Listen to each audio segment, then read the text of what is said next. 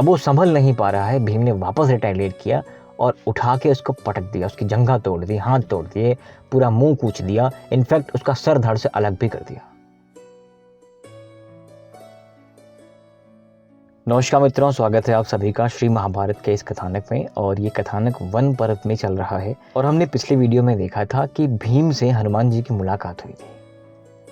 मित्रों, मैं आपको बता दूं कि ये जो कथानक चल रहा है ये बोरी सी महाभारत और व्यास जी वाली महाभारत, जो गीता प्रेस वाली महाभारत हम मानते हैं, उन दोनों के साथ ही चल रहा है। कोई कॉन्फ्लिक्ट होता है तो मैं आपको बता देता हूँ। यानी कि मैं प्राउडली कह सकता हूँ कि ये जो कंटेंट है, पुराने पन्ने का जो कंटेंट है, वो मोस्ट ऑथेंटिक है, बिकॉज बुक से लिया गया है, मेरे मन से कुछ भी नहीं है। मैं तो बस एक वाचक हूँ, मैं आके पढ़ देता हूँ, आई एम अ रीडर। तो हनुमान जी से मुलाकात के बाद जब भीम गए थे कमल का फूल लेने के चक्कर में वहाँ कुछ यक्षों से इनका युद्ध होता है, राक्षसों से हो जाता है। तो यक्षों को भी मार देते हैं, राक्षसों को मार देते हैं। इतने में सब लोग यहाँ से पहुँच जाते हैं। लोग मना करते हैं कि वध मत करो, वो उनकी जिम्मेदारी है, उनका काम है, उन्हें करने दो। तो अब सभी पांडव, ब्राह्मण, ऋषि लोग उस पर्वत से आ जाते हैं, उस आश्रम में जहाँ ये लोग रहा करते थे। मित्रों, पांडव अकेले नहीं थे, अब इनके पास बहुत सारे ब्राह्मण हैं, बहुत ऋषि हैं, संत महात्मा हैं, क्योंकि वो धाम ही ऐसा है। हिमालयन पहाड़ियाँ, वैलीज अभी भी ऐसी ही हैं जहाँ पर ऋषि महात्मा तपस्या करते रहते। अब उन्हीं ऋषि महात्माओं, ब्राह्मणों में छुप करके एक राक्षस भी रहा करता था। उसका नाम था जटासुर। जटासुर जो था वो बहुत भीषण राक्षस था और उसकी नज़र द्रौपदी पे थी। एक दिन क्या हुआ, ध्यान का समय था, सभी ऋषि महात्मा जैसे ही ब्रह्मलीन हो रहे हैं, ध्यान में लीन हो रहे हैं, उसको मौका मिलता है। वो क्या करता है, भीम वहाँ पर नहीं होते हैं, किसी कारणवश थोड़ा सा बाहर गए होते हैं, तो वो नकुल को, सहदेव को, द्रौपदी को, युधिष्ठिर को अपनी कांख में यानी कि बाह में उठा करके और इनके शस्त्रों अस्त्रों को उठा के लेके भाग जाता है। तो जब इन चारों को पकड़ लेता है और अपने रूप में आता है ना, एकदम भूतों वाला, तो लोग डर जाते हैं कि ये क्या था। अब यहाँ पर संवाद भी होता है युधिष्ठिर का कि तुम कौन हो, तुम क्या गलत कर रहे हो, तुम्हें ऐसा नहीं करना चाहिए, तुम क्षुद्र कार्य कर रहे हो, तुम एक ब्राह्मण बन के हमारे साथ रह रहे थे, मैंने तुम्हारी पूजा करी, लेकिन तुम ये कौन सा कार्य कर रहे हो। तो जब तक इन दोनों का संवाद चल रहा है, जटासुर का और युधिष्ठिर का, इतने में सहदेव ने किसी तरह से स्वयं को निकाल लिया, उसके ग्रिप से बाहर निकल गए। और बाहर निकलने के बाद उन्होंने अटैक नहीं किया। उन्हें पता था कि भीम यहीं कहीं पर है, अगर मान लो मैं अटैक कर भी देता हूँ, इन केस अगर मैं हार जाऊं तो इन तीनों का खतरा हो जाएगा। द्रौपदी, नकुल और युधिष्ठिर ये सब मारे जा सकते हैं क्रोध में आकर, बिकॉज वो अभी पकड़ रहा है, क्या पता युद्ध करना शुरू कर दे। तो सहदेव उठ के वहां से भागते हैं भीम को ढूंढते हुए कि एक राक्षस ने सबको पकड़ लिया है। अब भीम भी बहुत दूर नहीं होते हैं, तो वो उनसे मिल जाते हैं। इधर इनका संवाद चल रहा है, ये बहुत समझाते हैं, बहुत डांटते भी हैं कि तुम राक्षस हो, तुमने ऐसा कर दिया, तुमने वैसा कर दिया, तुम हम पे डिपेंडेबल हो, हमने तुम्हारी सेवा करी है ब्राह्मण समझ के। तो शास्त्र ये कहता है तुम्हें वैसा नहीं करना चाहिए, हमने तुम्हें खाना दिया है, हमने तुम्हें नमक दिया है, पानी दिया है, हमने तुम्हें पूजा था एक ब्राह्मण समझ के, तुम ये क्या कर रहे हो, तुम तनिक सोचो। अब इधर नकुल ने कहा कि देखो भैया, बात ऐसी है, हमें इससे बात नहीं करना चाहिए, जो उस योग्य हो उससे बात करो ना, संवाद करना उससे ठीक होता है जो उसको समझे। ये एक राक्षस है, इसे क्या समझ आएगा। तो एक काम करो, अभी इससे भिड़ लो, इसको बोलो कि भिड़ करके हमें परास्त करे, फिर द्रौपदी को लेके जाए, और अगर नहीं कर सकता तो ये धर्म नहीं है, रुक के यहीं पर युद्ध कर ले। अब राक्षस भी समझ रहा था ना कि ये किसी का वेट कर रहे हैं, एक वो आएगा, वो सांड सा इंसान आएगा तो हमें पटक के मारेगा, उसे पता चल रहा था। तो राक्षस ने कहा कि देखो ऐसी बात है, मुझे पता है कि तुमने बक को मारा है, तुमने हिडम्ब को मारा है, तुमने उसके भाई को मारा है, तुमने राक्षसों का वध किया है, इसलिए मैं तो तुम लोगों को छोड़ने वाला नहीं हूँ, आज मैं सबका वध करके ही मानूंगा।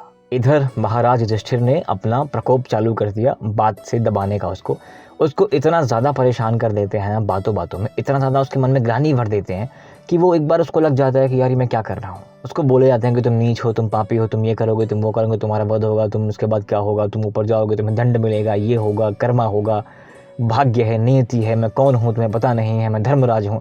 अनेक बातें, इतने ज़्यादा बातें कर लेते हैं, वो दब जाता है, उसकी गति जो है क्षीण हो जाती है। और युधिष्ठिर अपने भाई नकुल से कहते हैं कि तुम घबराओ मत, भीम आसपास है और मैंने बातों से अपना भार बढ़ा दिया है, तो ये दब गया है, इसकी चाल क्षीण हो गई है, बहुत देर तक ये जा नहीं पाएगा हमें लेके। अब यहाँ दो बातें हैं, आपको क्या मानना है आप देख सकते हैं। अगर आपको लगता है कि बकवास है तो वंस अगेन बकवास है नो डिबेट, मैं डिबेट करता नहीं इस पर। दूसरी बात, अगर आप मानना चाहें तो कैसे मान सकते हैं। अगर किसी का फोकस डाइवर्ट कर दिया जाए तो कुछ भी पॉसिबल है। अगर एक रनर है, एक बॉडी बिल्डर है, उसका ध्यान कहीं और चला गया, फोकस कहीं और चला गया ना, जो कैपेसिटी वो लगा रहा था वो लगा ही नहीं पाएगा, जो फोर्स वो दे रहा था पावर जनरेट ही नहीं कर पाएगा। तो ये है कि अगर युधिष्ठिर ने उसको इतना ज़्यादा बोल दिया ना, तो चांसेस तो बनते हैं ना कि यार एक बार सोचेगा, अरे यार उसका पूरा पूरा फोकस एक बार कहीं और चला गया। जब फोकस चला गया तो गति क्षीण होना बहुत छोटी सी बात है। और किसी ने एक बार कहा भी है ना कि सबसे बड़ा जो भार होता है आपके ऊपर वो जिम्मेदारियां होती हैं, और उसके बाद कुछ है तो गिल्ट है। इनफैक्ट गिल्ट सबसे बड़ा भार है, जिम्मेदारी तो बाद में आती है। अगर आप किसी गिलानी में चल रहे हैं, गिल्ट में चल रहे हैं, यार ये मैंने क्या कर दिया, तो वो बोझ आपकी छाती से उतरता ही नहीं है। और ये बात मैं अच्छे से जानता हूँ कि कुछ गिल्ट मेरे साथ भी चल रहे होते हैं, थ्रू आउट लाइफ चलेंगे। तो यहाँ इनकी बात चल ही रही होती है कि भीम सामने से आ जाते हैं।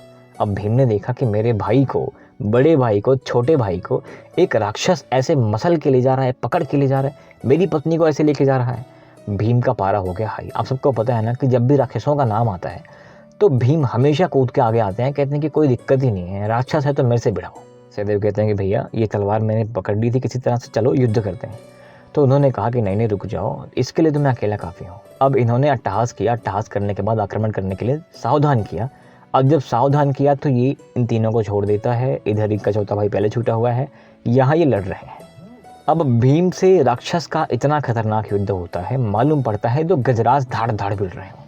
मैंने कभी रियल लाइफ में हाथियों की लड़ाई तो नहीं देखी है, लेकिन जो भेड़े होते हैं ना, भेड़ शीप समझते हैं ना, भेड़ जिनके ऊन होते हैं पूरी बॉडी पे, जब वो लड़ाइयाँ करते हैं ना, बहुत जोर से धाड़ धाड़ लड़ाई करते हैं वो।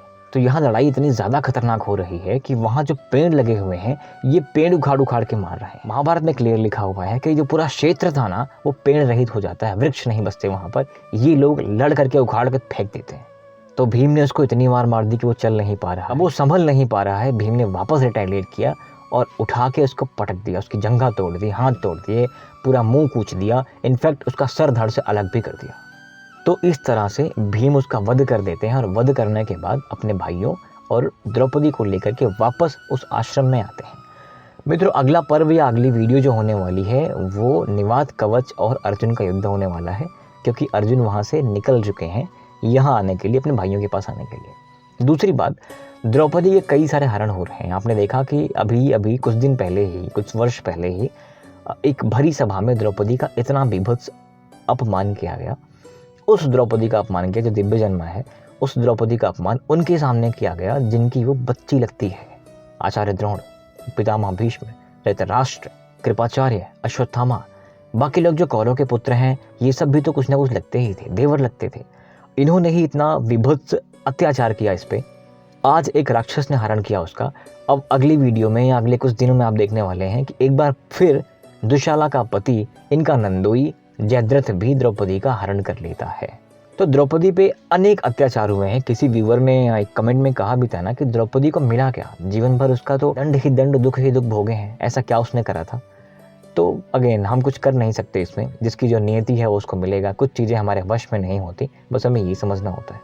अगर कर्म और भाग्य का अंतर आप समझें तो मुझे लगता है कि एक बहुत कमाल का एग्जाम्पल, वर्ल्ड कप चल रहा था अभी, कल परसों में ख़त्म हुआ है, डिबेट अभी भी चल रही है। पाकिस्तान सेमीफाइनल में पहुंचा, कैसे पहुंचा आपको पता है, वो कैसे मैचेस हारे थे, किस तरह से खेले थे, लेकिन वो सेमीफाइनल नहीं, वो फाइनल पहुंचे हैं। तो किस्मत आपको, भाग्य आपको फाइनल में पहुंचा तो ज़रूर सकता है, लेकिन जो कर्म होता है ना वो फाइनल जितवा के लेके आता है। तो भाग्य कर्म हमेशा एक साथ चलते हैं, कभी दूसरे का अपोज नहीं करते। बस फ़र्क इतना है कि भाग्य क्या है और कर्म क्या है ये समझना चाहिए। कर्म था इंग्लैंड का, वर्ल्ड कप जीत गए हैं। भाग्य था पाकिस्तान का कि सेमीफाइनल पहुंच गए हैं। नहीं तो ये टीम जिस तरह से वो खेली थी ना, आई एम श्योर कि वो वहां तक पहुंचने के लायक ही नहीं थी, लेकिन वो भाग्य था। सिर्फ bowling attack, bowling attack, bowling attack से कुछ नहीं होता। आपकी फील्डिंग, आपकी बैटिंग बहुत कमाल नहीं थी। अगेन एग्जाम्पल्स काफ़ी ट्रैक नहीं करना चाहता मैं। तो अगेन अभी हम यहाँ पर हैं कि भीम ने अपनी पत्नी को, अपने भाइयों को छुड़ा लिया है। ये लोग आश्रम में आए हैं, अभी ये लोग फिर से मंथन कर रहे हैं, पूजा पाठ कर रहे हैं। अर्जुन वहाँ से आ रहे हैं। तो अब जो है अर्जुन आएंगे, अर्जुन आने के बाद वो बताएंगे कैसे कैसे मेरे साथ क्या क्या हुआ, भगवान शंकर से कैसे इनको अस्त्र मिले, कैसे युद्ध हुआ, तपस्या कैसे हुई, बाकी देवता यम, कुबेर, अरुण, वरुण ये सब कैसे आए थे, क्या युद्ध हुआ, उर्वशी के साथ क्या कांड था, ये सारी बातें होने वाली हैं। उसके बाद युधिष्ठिर इनसे कहते हैं कि एक बार दिखा तो दो तुम्हें क्या क्या मिला है। तो ये दिखाने पे जाएंगे तो सभी देवता इनको मना करेंगे कि बेटा ऐसा मत करो, ये दिखाने वाली बात नहीं है, शोकेस वाली बात नहीं है, जब ज़रूरत पड़े तभी अस्त्र को निकालना। और एट द एंड एक बार फिर सॉरी आप सबको कि मैंने एक शेड्यूल दिया था आपको कि लाइव आ रहा हूँ, बट हो नहीं पाया। लेकिन इस संडे 7 बजे, बिकॉज काफ़ी लोगों ने यहाँ पे कंप्लेन करी कि नहीं संडे को रखो, बिकॉज टाइम ये है, कुछ लोग लेट नाइट काम करते हैं, लेट तक करते हैं, तो डे या वीक डेज में पॉसिबल नहीं हो पाएगा, वीकेंड ही चाहिए होगा। तो एक बार जैसे हमने इतना वेट किया, 2 4 6 दिन और वेट कर लेते हैं, संडे को आते हैं, क्योंकि उससे पहले मैं चेक कर चुका हूँ, अब की बार कोई दिक्कत नहीं आने वाली अगर मैं ठीक रहा तो। अगेन है ना भाग्य कि अगर लिखा है तो होगा, क्या मैंने कोशिश नहीं करी थी। तो मिलते हैं कल मित्रों, आपके सपोर्ट के बहुत बहुत धन्यवाद। अगर कंटेंट आपको अच्छा लग रहा हो तो कृपया सब्सक्राइब करते रहिए, सपोर्ट करते रहिए। This is one of the best way to support me. Thank you very much. जय हिंद।